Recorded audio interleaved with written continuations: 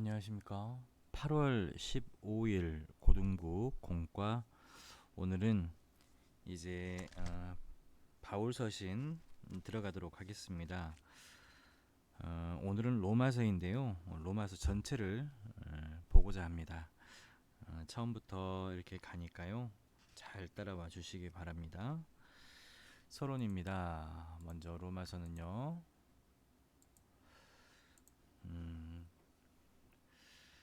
어디에 있냐면 이제 서론에 우리는 처음에 마태, 마가, 누가, 요한, 사도행전의 역사서를 배웠고 이제 바울서신에 이제 들어가게 되는데요.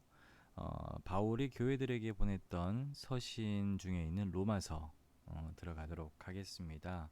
바울서신은 교회들에게 보내는 바울서신, 그리고 목회자들에게 보내는 서신, 이렇게 두 가지로 나뉘어지게 됩니다. 그리고 또 일반 서신은요, 바울 외에 다른 제자들이 기록한 서신이 되겠죠. 오늘 교회들에게 보내는 바울 서신 첫 번째 시간 로마서 보도록 하겠습니다. 먼저 바울은 모두 13권의 서신서를 기록했습니다. 로마서로 시작해서 빌레몬서까지 13편의 서신서 중에 처음 9편의 서신서는 교회에게 보낸 것이고, 마지막 4편은 어려움에 처한 목회자를 격려하고 목자의 임무를 가르쳐주기 위해 기록했습니다. 그래서 13편의 서신서, 갈라디아서, 데살로니가 전후서, 고린도 전후서, 로마서, 에베소서, 골로새서, 빌립보서, 그리고 목회자를 격려하는 4편은 빌레몬서, 디모데전서, 디도서, 디모데후서가 되겠습니다. 이 로마서는 연대적으로 보게 되면은요, 13권의 서신서 중에 6번째 기록된 서신서입니다. 이 신약 성경 중에 가장 으뜸되는 책이 바로 로마서이다라는 말이 있습니다. 모든 그리스도인이 단어 하나하나를 마음을 다해 알아야 할 충분히 가치가 있는 책이다라고 마틴 루터는 이야기를 했습니다. 그리고 또한 장 칼뱅은 로마서는 성경 안에 담긴 보물로 가는 길을 열어준다라고 기록하고 있습니다. 저는 로마서가 바울 서신, 그리고 신약 성경 중에 가장 으뜸이 되는 책, 중요한 책이라고 할 수 있죠. 두 번째 저자입니다. 로마서 1장 1절에서 저자는 자신을 바울이라고 부릅니다. 그리고 그리스도의 종이라고 부르고 사도로 부르심을 받았다고 기록합니다. 그렇다면 저자가 누구예요? 바울입니다. 이 모든 교회의 전통도 바울이 저자임을 만장일치로 동의하고 있습니다.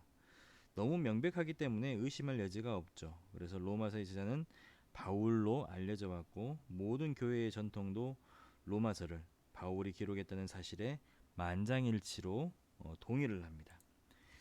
기록 연대와 배경입니다. 로마서는 로마 교인들에게 쓴 편지이지만 아무도 로마 교회가 언제 누구에 의해서 시작되었는지는 모르고 있습니다. 이 바울이 이 편지를 로마 교인들에게 쓸 당시에 로마를 방문하고 싶은 간절한 표현을 하고는 있지만은 그때까지 로마를 방문한 적은 없었습니다. 그래서 로마서 1장 9절로 13절 내용에 보면은 그런 내용이 나와 있죠. 바울이 또한 3차 여행 때에 로마서를 기록했다는 것이 명백한데요. 고린도전서 16장, 고린도후서 8장, 로마서 15장을 읽어보시게 되면 이 내용이 나오게 됩니다.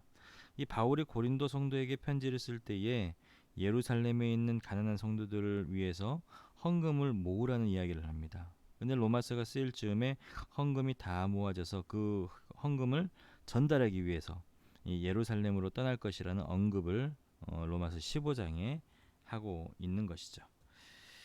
또한 이것은 고린도 후서가 기록된 후에 기록되었음을 알 수 있습니다. 이 바울의 예루살렘으로 가노니라는 표현 로마서 15장에 나와 있는데요. 이 고린도로부터 팔레스타인을 향해 항해할 것이라는 것을 내포하고 있습니다. 이 베베라는 사람이 로마를 향해 떠날 준비를 하고 있었는데, 이 베베라는 여자가 아마도 편지를 배달하는 역할을 맡았던 것 같습니다. 이 모든 지중해 항해가 11월에 끝나고 그 다음에 3월에 다시 시작하기 때문에 로마서는 3월 전에 쓰인 것 같습니다. 하지만 유대인들이 바울을 해하려고 해서 바울의 계획이 변경이 되게 되죠. 그래서 고린도로부터 배를 타고 가는 대신에 마게도냐를 거쳐서 돌아가기로 작정을 합니다. 이 내용이 사도행전 20장에 나와 있어요. 그래서 로마서는 바울이 유대인들의 이런 음모를 발견하기 전에 쓰인 것 같다라고 추측을 하는 겁니다. 바울은 이 무교절, 이 부활절 후에 빌립보에서 예루살렘을 향해 떠나는 것이 20장에 나와 있습니다. 또 사도행전 19장에 보면은 바울과 함께한 가이오가 예루살렘에 함께 가기로 한 게 20장에도 나와 있고요. 그는 당시에 고린도에 바울과 함께 있었음을 우리가 알 수가 있죠. 고린도전서 1장 14절, 로마서 16장 23절에 그 내용이 나와 있습니다. 이 모든 사실은 바울이 제3차 전도 여행 중에 고린도에 3개월 정도 머물렀을 때에 로마서를 기록했다고 보고 있습니다. 이 바울이 고린도에 주후 56년에서 57년 사이에 겨울에 머물렀기 때문에 기록연대는 주후 57년경으로 보는 것이 맞다라고 보는 것이죠. 특징입니다. 특징은 로마서는 바울이 방문하지 않은 교회에게 보낸 두 서신서 중에 하나라는 것을 알 수 있습니다. 이 다른 서신서는 골로새서이죠. 또한 로마서는 구원의 총체적인 지침서다라고 말할 수 있습니다. 이 로마서는 구원의 과거와 현재와 그리고 미래를 세 단계로 보여주고 있습니다. 또한 로마서는 인간성에 대해서 많이 다루고 있는데요.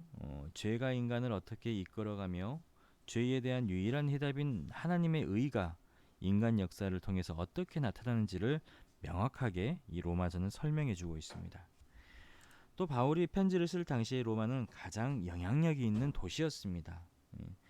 이 바울은 로마 제국의 시민이었죠. 그래서 로마에 가서 복음을 전하고자 하는 강한 욕구가 있었습니다. 그래서 바울이 로마 교인들에게 편지를 쓸 당시에 로마는 평화와 번영과 질서의 도시였고, 비록 네로 황제가 통치를 하긴 했지만은 아직 네로가 미치지 않아서 폭정 전이었습니다. 그리고 기독교인을 박해하기 전이었어요.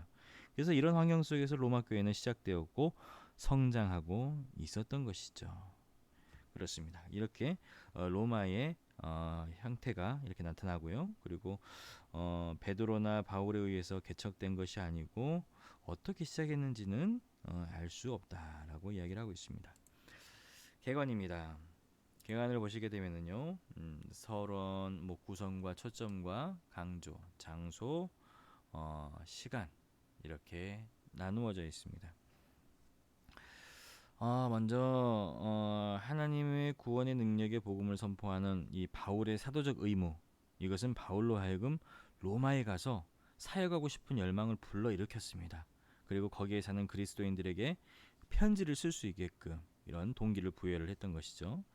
이 바울은 서론에서 주제와 복음이 무엇인지를 명확하게 밝히고 있습니다. 주제는 바울의 자신감은 유대인이나 이방인이나 모든 믿는 자를 향한 하나님의 구원하시는 능력인 이 복음 안에 있다는 그 확신 속에서 나온 것이죠. 그래서 복음은 믿음을 통한 구원을 위한 하나님의 능력이고, 복음은 믿음을 얻기 위한 하나님의 의를 나타낸다라고 볼 수 있습니다. 또 복음은 뭡니까? 하나님의 아들 예수님이 인간의 몸으로 이 세상에 오시고 죽으시고 부활하셨다는 것이 복음이죠. 또 복음은 복음을 믿는 사람들에게 하나님 앞에서 올바른 지위, 그의 위치를 제공해 주는 역할을 하게 됩니다. 자, 의의 필요성을 보게 되면은요,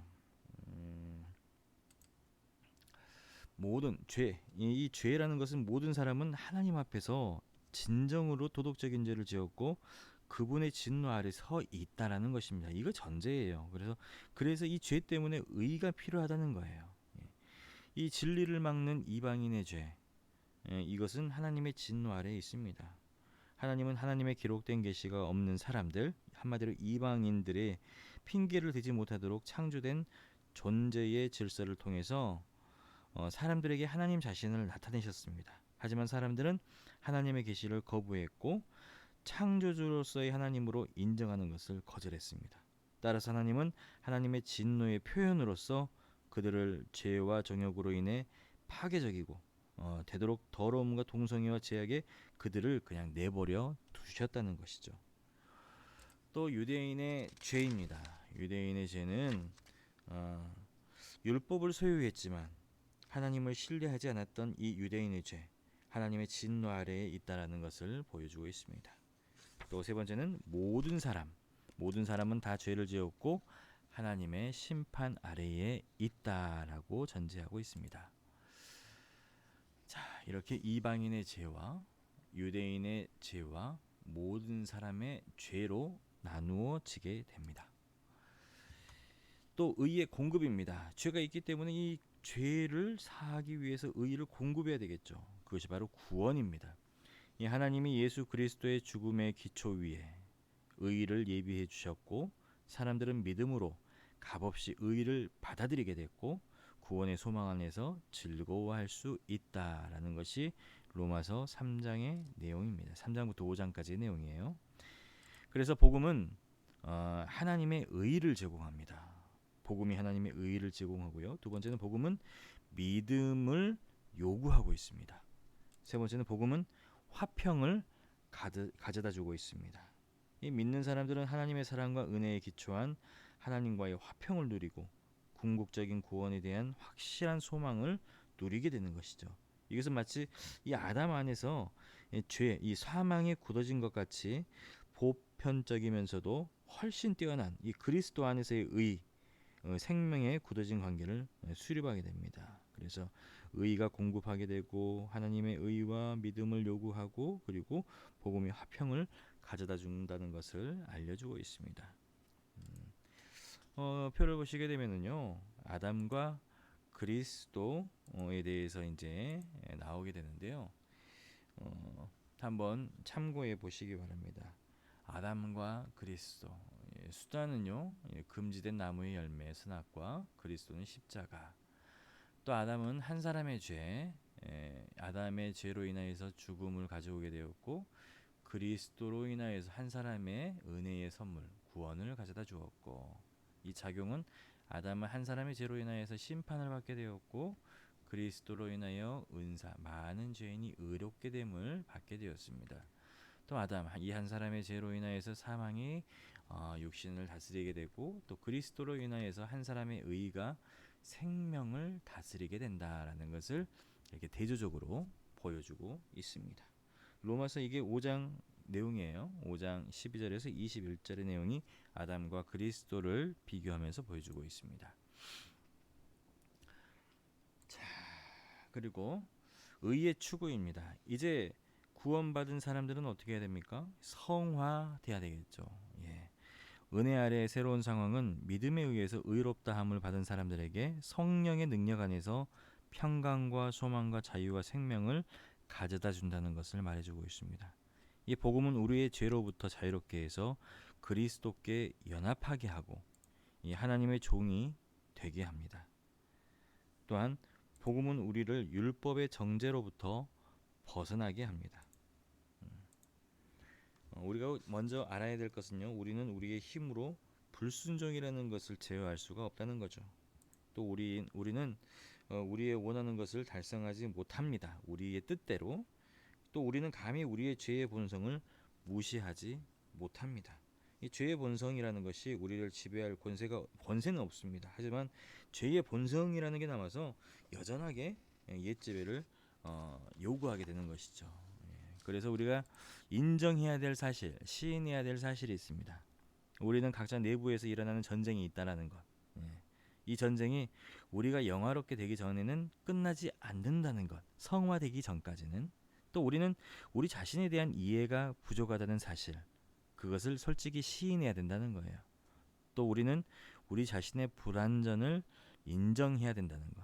또 우리는 하나님 앞에서 우리의 진정한 감정을 시인할 줄 알아야 된다는 것입니다. 이것이 우리가 우리 자신을 시인해야 될 내용이죠. 또 복음과 성령이인데요. 이 복음은 신자들이 성령의 인도하심과 능력으로 확신을 갖고 그리고 보장된 구원의 삶을 살도록 하고 있습니다. 자, 그리고 신자는 죄와 사망의 권세에서 해방이 되었다는 것. 이 생명을 주는 성령의 능력으로 인해서 죄와 사망의 권세로부터 해방되었다는 겁니다. 그리스도 예수 안에 있는 자에게 결코 정죄함이 없노라라고 말씀하고 있죠. 예. 자, 그렇습니다. 그래서 우리 삶에는요 항상 싸움이 있습니다. 우리 안에 있는 옛것, 옛사람과 새로운 사람에 대한 예수 그리스도의 구원으로 인하여서 성화되는 삶을 통해서 항상 내적인 싸움이 있다는 거예요. 그래서 이 성령을 의지하지 않는 싸움은 우리가 질 수밖에 없다는 거예요. 우리가 육적으로 짓는 죄들, 우리가 육적으로 갖고 있는 음욕이라든지 욕심이라든지 미움, 다툼, 시기, 질투 모든 것들, 이 모든 것들은 성령을 의지해야지만이 우리가 이길 수 있다라는 것을 알려주고 있습니다. 자, 그렇다면 물어보겠습니다. 누가 당신의 삶을 지배하고 있습니까? 여러분들의 삶을 누가 지배하고 있습니까? 또 무엇이 당신의 삶의 가치와 의미를 부여하고 있습니까? 그러므로 우리는 육신을 따라 살지 말고 영을 따라서 살아야 되겠죠. 예. 그래서 육신의 삶은 내적인 혼란과 고민과 적대감과 분개심과 불안과 이기심을 가져오지만 이 영적인 삶은 성령의 열매, 갈라디아서 5장에 나와 있는 성령의 열매를 맺으면서 살아갈 수 있다라는 것을 알려주고 있습니다. 또 신자들은 육신에 대해서 빚을 진 것이 아니라 신자들로 하여금 죄의 행위를 종결짓게 하고 그들이 하나님의 자녀이며 상속자라는 것을 증거하는 성령께 한마디로 빚을 진 것이다 라고 말할 수 있습니다. 빚을 진 것이다. 이 그리스도의 생활의 열쇠는 삶 속에서 일하시는 성령의 행위에 자신을 맡기고 성령의 행위에 협동하는 데 있습니다. 성령께서 내 안에서 역사하시는 대로 우리를 맡겨야 되고 그리고 우리가 협력해야 된다는 거예요. 성령께서 우리 안에서 행하시고자 하는 일에 우리가 협동해야 된다. 함께 도와 일해야 된다는 것이죠. 예. 성령은 열심히 일하려고 하는데 나는 계속해서 육적으로 놀려고 해요. 육신의 정욕을 이기지 못하고 계속해서 나아가려고 합니다. 이 모든 것들이 우리가 협동을 해야 된다는 거예요. 내 나를 죽이고 내 안에 꿈틀거리는 이 아담의 그 피를 우리가 성령으로 인해서 성화시켜야 된다는 것입니다. 또 신자들은 또한 성령의 도움을 통해서 현재의 고난을 인내하고 하나님의 영원한 목적에 의해서 보장된 장차의 영광 그리고 비교할 수 없는 소망 가운데 기다릴 수 있도록 부름을 받은 사람들이다라는 것을 알아야 됩니다. 또 신자들은 하나님 아버지께서 그들의 편이 되시며 그들을 의롭게 했기 때문에 예수 그리스도께서 그들을 위해 간구하시기 때문에 그리고 공간이나 시간 속에 있는 어떤 것도 그들을 끊을 수 없는 하나님의 사랑 때문에 그리스도 안에서 안전할 수 있다라는 것을 알아야 합니다. 자, 그리고 의의 변호입니다. 예, 주권이죠. 이제 주권이라는 건 하나님은 자신의 지혜로 자신의 자비를 모두에게 확장시킴으로 말미암아 이스라엘을 거절하는 문제에 대해서 자신의 주권적인 선택을 통해서 변호를 하시는데 하나님의 주권적인 선택은 하나님 자신을 변호합니다. 로마서 9장의 내용인데요. 복음은 언제나 혈통과 공로에 근거하지 않고 이 택하심에 근거한다는 것. 이스라엘 민족이 중요한 것이 아니라 하나님께 선택받은 자가 중요하다는 것. 하나님의 공의와 긍휼에 근거해 왔다는 것이고요. 이 구원이라는 것은 의로우시고 살아 역사하시는 하나님의 주권적인 선택에 의해서 이루어진다는 겁니다. 예. 또한 하나님은 이스라엘의 거절에 대해서 변호를 합니다. 예. 이스라엘의 고집스러움과 자기 의 때문에 하나님은 그들을 거절하시게 됩니다. 이스라엘은 하나님에 대한 열심은 있었지만은 자기의 의를 세우기 위한 열심이었습니다. 지식이 없는 열심은 공로에 근거한 의를 추구하는 결과를 가져오게 되었고요. 이 복음은 누구에게나 열려 있다는 것, 이스라엘 민족뿐만이 아니라 이방 사람들에게도 열려 있다는 것. 그래서 우리가 지금 예수를 믿을 수 있고 복음을 받아들일 수 있는 것이죠. 그래서 그 수단은 이 개인적인 믿음이다. 이런 것이죠. 이스라엘은 그들의 불신으로 복음을 받아들이지 않기로 선택을 하게 되고 그리고 복음을 받아들인 이방인들은 이제 하나님의 선택받은 자가 되게 되는 것입니다. 그래서 모두에게 확장된 하나님의 자비가 하나님을 변호한다라는 겁니다. 하나님은 이방인들의 현재 구원을 경험하게 함으로써 이스라엘을 시기하게 하십니다. 예. 이스라엘이 그들은 선택받은 자들이라고 항상 자부하고 있잖아요. 그런데 그것을 너희는 아니다. 하나님은 선택받은 자들만 있는 것이 아니라 이방인들에게도 하나님은 그들을 선택하시고 구원해 주신다라는 것. 그래서 이방인의 구원이 완성될 때에 하나님은 다시 역으로 이스라엘에게 다시 복음을 전하시게 되고 이스라엘은 구원을 경험하게 될 것이고 하나님의 지혜가 하나님을 변호하게 된다는 것이죠. 지금 이스라엘이 하나님을 믿는 사람들보다요, 그 이슬람교가 더욱더 많이 확장되어 있다고 그래요. 역으로 이제 이 선교를 수출해야 되는, 그들이 복음을 받아들여야 되는 그런 지경까지 이르렀다고 합니다. 자, 그렇습니다. 여기까지 해서 의의 변호가 나오게 되는데요. 이제 의의 실천, 이제 섬김에 들어가게 되죠. 복음은 삶의 모든 영역에서 실제적인 섬김으로 드러나야 된다는 것. 의로운 사람만이 다른 사람을 섬길 수 있고 복음으로 사는 삶을 보여줄 수 있다라는 겁니다. 예, 하나님의 자비에 대한 신자의 반응은 하나님의 뜻을 분별하기 위해서 나 자신을 자기 자신을 산제물로 드림으로써 하나님께 헌신해야 됩니다.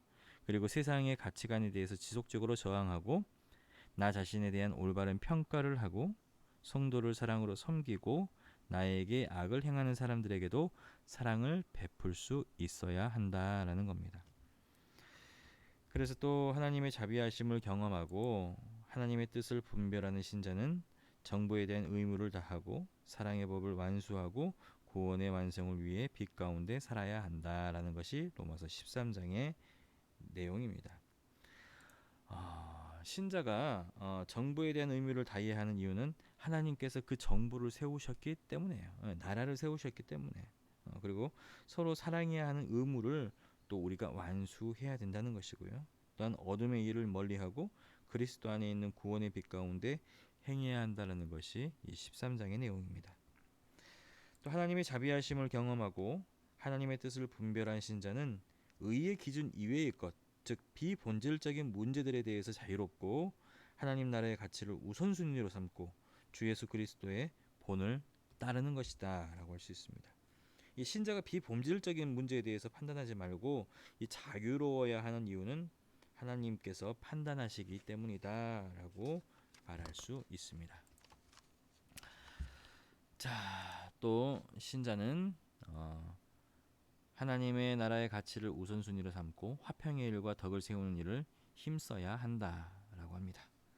결론입니다. 바울은 모든 교훈을 끝내고 이제 개인적인 일과 인사로 서신서를 끝내게 됩니다. 로마서를 끝내게 돼요. 이 바울은 현재의 사역에 충성하며 교회들을 돕기 위한 여행 계획을 세우게 됩니다. 그래서 이 바울은 그의 네트워크에 있는 동역자들에게 개인적으로 인사를 하게 됩니다. 이것이 15장 16장 내용이고요. 그리고 또 바울은 복음을 계시하시고 모든 민족에 선포하시는 하나님을 찬양하게 됩니다. 이것이 로마서 1장부터 16장의 내용입니다. 주제입니다. 로마서의 주제는 하나님의 의라는 것입니다. 복음에는 하나님의 의가 나타나서 믿음으로 믿음에 이르게 하나니 기록된 바 오직 의인은 믿음으로 말미암아 살리라 함과 같으니라. 로마서 1장 17절의 내용입니다. 이것이 주된 요절이죠. 하나님의 의는 예수 그리스도를 믿는 자에게 주어진다. 선택된 자, 이스라엘 백성들뿐만이 아니라 하나님을 믿는 자, 이방인들에게도 주어지는 것이다. 하나님의 의는 하나님이 우리에게 주시는 선물로 하나님의 보시기에 우리를 의롭다 하시는 것이다. 우리가 받는 것이 아니라 하나님께서 주시는 것이다. 목적입니다. 로마 교회의 방문을 준비하기 위해서 로마서를 썼던 것이고요. 그리고 로마에 사는 그리스도인들 영적인 필요를 채우기 위해서 로마서를 쓰게 되었습니다. 또 로마 교인들을 신학적으로 가르치기 위해서 이 로마서를 썼습니다. 핵심 구절과 핵심 장입니다. 핵심 구절은요. 로마서 1장 16절로 17절 말씀, 로마서 3장 21절과 23절 말씀, 그리고 로마서 12장 1절로 2절 말씀, 이렇게 되겠습니다. 핵심 구절입니다. 이거 아이들과 함께 읽을 수 있도록 하고요. 핵심 장은 로마서 8장입니다. 예수 그리스도의 복음이 신자를 위한 새로운 삶의 방식을 가능하게 해준다는 것. 그리고 로마서 12장. 하나님의 자비하심을 경험한 신자들, 먼저 하나님의 뜻을 분별하고 하나님께 헌신하고, 그리고 세상의 가르침과 가치관에 대해서 저항하고, 그리고 자기 자신에 대해서 올바른 평가를 내리고, 그래서 함께 사랑으로 섬기게 되고, 악을 행하고 박해를 하는 자에게 악을 악으로 갚지 않고 선을 베푸는 삶을 살아야 한다라고 이야기해주고 있습니다. 적용입니다. 복음을 명확하게 이해할 수 있어야 됩니다. 복음이 뭡니까? 인간은 하나님에 대한 갈망이 있다. 그래서 지음을 받았기 때문이고, 그런데 하나님께서는 하나님께 나오기 꺼려하고, 그 이유는 죄가 가로막았기 때문이죠. 하나님의 진단은 모든 인간은 죄인이다라는 것. 첫 번째로 죄의 본질입니다. 하나님의 의로우신 성품에 반대하는 모든 것, 이 죄의 본질. 말이나 행동, 생각이나 계획, 그 무엇이든지 하나님의 기준에 미치지는 못한다는 거예요. 죄의 유래입니다. 인류의 조상 아담이 범한 죄, 인간의 피를 감염시키게 되고, 이 죄의 바이러스가 인간의 피에 들어오게 되고, 그 결과 모든 사람이 죄의 바이러스에 감염되었다라고 봅니다. 모든 사람은 죄성을 가지고 태어난다라는 것이죠. 이걸 보게 되면 이제 성악설이 되는 것이죠. 죄의 심각성. 이 죄는 인간의 모든 부분을 파괴시키고, 우리의 정신과 감정, 의지, 지성, 의사결정, 그리고 말, 행동, 존재 모든 부분을 이 죄가 모든 것들을 감염시킵니다. 우리 삶의 어느 한 부분도 죄의 영향을 받지 않은 부분이 없다는 것이죠. 그렇습니다. 교환입니다. 하나님은 예수님의 의로우심으로 우리의 죄를 덮어주셨고, 예수님의 의로우심으로 우리는 의롭게 되었다라고 이야기를 합니다. 결과는 하나님이 우리를 의롭다고 칭해 주셨다는 것이죠. 어떻게? 예수 그리스도의 보혈로서 우리가 구원함을 받았다라는 것이죠. 자, 그리고 우리의 기도를 들으시는 성령을 우리가 의지해야 된다라는 겁니다. 성령은 우리의 연약함을 도우시고요. 우리는 연약하다는 것을 우리가 알아야 되고, 우리는 무엇을 기도해야 할지 알지 못한다는 것이고요. 탄식하며 우리를 위하여 간구하심으로 돕는 분이 성령님이시다라는 것이죠. 자, 그리고 우리를 하나님의 뜻대로 기도할 수 있도록 성령이 도우시고요. 그래서 마음을 살피시는 이는 하나님이시라는 것, 그것을 로마서 8장은 말해주고 있습니다. 그럼 우리는 어떻게 해야 되겠습니까? 하나님의 뜻을 분별할 줄 알아야 되겠죠. 하나님의 뜻을 알기 위해서는요, 하나님을 알아야 되고, 그리고 성령은 우리들로 하여금 우리의 삶을 하나님께 드리는 최상의 제물로 드려야 된다는 것. 옛날에 인신 제물 이런 게 아니고요. 너희 몸을 하나님이 기뻐하시는 거룩한 산 제물로 드리라. 우리의 삶 전체를 한마디로 말해서 육적으로 악한 그런 죄성으로 인하여서 악하게 사는 게 아니라 성령으로 인하여서 거듭난 삶. 그래서 교회 올 때만, 예배 드릴 때만 우리가 우리를 제물로 드리는 것이 아니라 우리의 삶 속에서 하나님께 기뻐하시는 산 제물로 우리를 드려야 된다는 거예요. 학교에 있을 때나 직장에 있을 때나, 그리고 우리가 가족과 함께 있을 때나 사적인 부분에 있을 때 모든 것들로 믿는 사람의 모습을 비춰야 된다는 겁니다. 자신을 세상에 비추지 말아야 되고요. 이 세대를 본받지 말고, 한마디로 세상이 아무리 부럽게 산다 할지라도 우리는 썩어 없어질 세상에 우리가 소망을 둔 것이 아니라 하늘의 소망을 두고 살아야 된다는 겁니다. 또 마음을 하나님의 기준으로 새롭게 해서, 한마디로 마음을 새롭게 함으로 변화를 받아서 우리가 하나님께 우리의 모든 것들을 드려야 된다는 것. 마음을 새롭게 함으로 변화를 받을 때에 그 결과는 하나님의 선하시고 기뻐하시고 온전하신 뜻을 분별하게 된다라는 것입니다. 여기까지가 로마서의 내용입니다. 로마서가 한 2주 정도의 시간을 가지고 해야 되는데요. 우리 선생님들이 이번 주 한번 소화를 해보시고 한번 나아가 보시기 바랍니다. 간략하게 우리가 다 다룰 수는 없지만은 중요한 부분들만 뽑아가지고 함께 나눌 수 있도록 하고요. 그리고 다음 주는 이제 고린도 전후서 나갈 수 있도록 하겠습니다. 고린도 전서만 나갈게요. 이 전후서는 내용이 많으니까 하고 지금 계획은 그렇습니다. 한 11월, 12월 이전까지 10월까지 모든 신약을 마치고 11월에는 구약 그리고 12월에는 신약 이렇게 해서 학생들에게 매주 이렇게 진도를 나가볼까라는 생각을 하고 있는데요. 한번 이번 주에 돌아오는 토요일 날 한번 아이들과 함께 파노라마를 해보고 다시 한번 또 생각을 해보도록 하겠습니다. 여기까지 로마서였고요. 한 주간도 말씀 안에서 성화되는 삶, 학생들과 함께 또한 기쁨으로 살아갈 수 있는 삶 되시길 소망합니다.